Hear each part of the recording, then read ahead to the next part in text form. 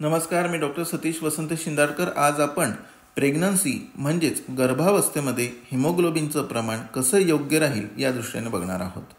साधारणतः आत्तापर्यंत माझ्या अनुभवावरून 80% महिलांना हिमोग्लोबिन कमी असते।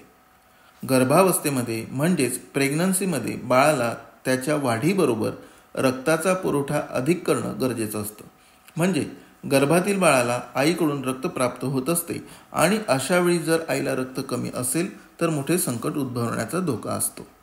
हिमोग्लोबिनचे प्रमाण योग्य असल्यास रक्तातून ऑक्सिजन वाहून नेण्याची क्षमता वाढते आणि निरोगीत्व टिकून राहण्यास मदत होते। वैद्यकीय सल्ल्याने हिमोग्लोबिन वाढवणारे औषध घेणं गरजेचं असतं। त्याच्यासोबत त्यांच्या आहारात थोडा बदल केला तर काही पदार्थांना सेवन केलं तर निश्चितच संभाव्य आजार किंवा लक्षणं की जे हिमोग्लोबिन कमी असल्यामुळे मातेत आणि बालकांमध्ये निर्माण होणार आहेत ते टाळले जातात। आहारामध्ये बीट सेवन करणं गरजेचं आहे।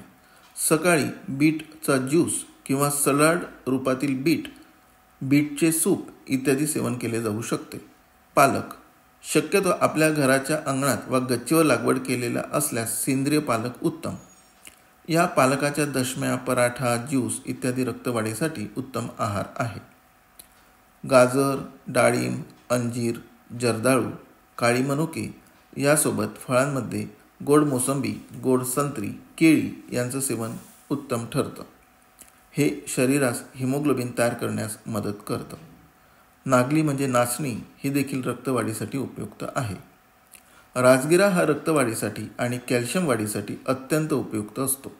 राजगिरा लाडू शक्यतो गुळातील लाडू असल्यास छान, कारण गूळ देखील हिमोग्लोबिन वाढवतो। किंवा राजगिऱ्याची चिक्की देखील सेवन केली जाऊ शकते। प्रेग्नन्सीच्या काळामध्ये मळमळ होणं, उलट्या होणं इत्यादी लक्षण निर्माण होतात आणि अशावेळी ॲसिडिटी कमी करणारा सोबत रक्त वाढवणारा राजगिरा, गाजर, बीट, शतावरी उपयुक्त असते।